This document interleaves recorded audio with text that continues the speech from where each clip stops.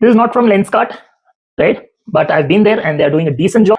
सब बोल रहे हैं कि Lenskart की valuation सीधी $1 billion से $8 billion हो गई, but that is not the true story. Now let me tell you what the fact is all about. Let us put things in context. June 2024, Temasek and Fidelity invested in Lenskart with a valuation of $5 billion.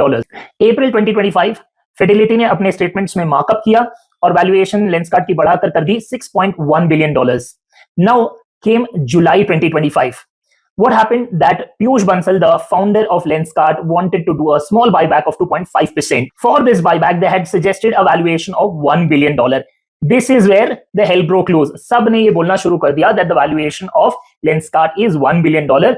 Actually, it was much higher. जैसे मैंने बताया कि अप्रैल में ही books पर revalue किया गया था by Fidelity to $6.1 billion. After Piyush Bansal got a deep discount for his small stake, right? The valuation for the IPO was proposed at $8 billion, that is roughly 70,000 crores की कीमत डाली गई, and all hell broke loose. सारे influencers आकर बोलने लगे that it is a scam and all that. I want to put things in perspective over here.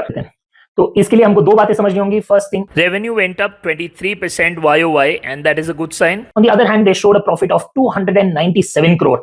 Now looks good, but there is a little problem over there. So from their Japanese firm acquisition, there was a revaluation gain of roughly 160 to 170 crores. That got into the books as one-time accounting transaction. और दूसरा था उनका mutual fund sale, which was roughly around 70 crores. अगर ये values को हम लोग हटा देते हैं, तो net profit 130 या 140 crore के आसपास आता है, ना कि 297 crores. So that is something that we need to look at. That is a caveat.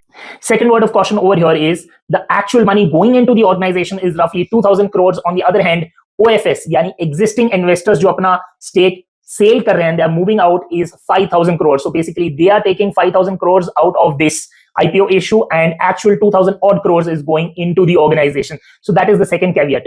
So we have to understand things beyond the IPO, that the Indian market with respect to lenses and spectacles is pretty unorganized. So there is a large share out there waiting to be captured. Second thing, it is a high margin business. No, I'm not rooting for this IPO. Neither I'm applying it, neither I'm asking you to apply for it.